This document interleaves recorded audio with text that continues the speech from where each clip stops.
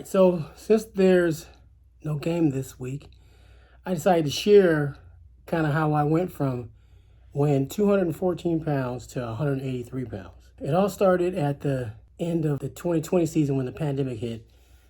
That second game, oh, my knees were killing me.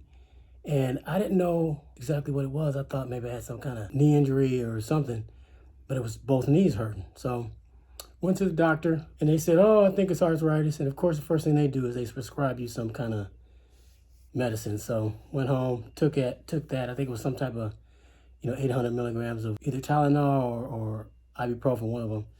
It didn't really work. Knees still hurting. Weren't playing any games, but when I was working out, my knees were killing me. So I decided to go online and say, how do you cure arthritis in the knees? And most people were saying inflammation. So that's kind of when I started doing the keto diet. So I was like, let me start cooking my own meals, try to follow the program. I grabbed one of those apps to, so I could check my macros or whatever they call macros. And it, I kept my carbohydrates under 20 grams or under. But I was like, okay, I need to work out too. So I had been kind of working out. I am working out anyway every day, but it didn't seem like it was working. I mean, I wasn't like obese or anything, but I was just heavy, and I couldn't get the stomach off. Not that I have a six pack now, but I couldn't get the stomach off, and so went on keto, and the pounds just started dropping off. But I did that with HIIT workouts. I found this guy online named Funk Roberts. And he was like saying that when you get over 40, you can't work out like you did when you were 20. I'm thinking that, the harder you work out, the more you're going to lose weight, but actually it works the opposite when you get older. A lot of people were saying that you can't work out as hard. You do like you HIIT workouts. You could do 20 minutes, 3 days a week. But I kind of modified that into 10 minutes or 10 to 12 minutes, 5 days a week. And I think that worked better for me. But anyway, pounds started dropping off. I started getting more into, the cooking aspect of it. Started cooking more myself, more keto stuff, find all these keto treats. Because, you want some stuff to taste good, sweet, And the more I did it, the more stuff I started to stumble over and find. There's a bunch of people on YouTube that would share their recipes and, there's all kind of people. So I started doing that, and that's how I lost the weight.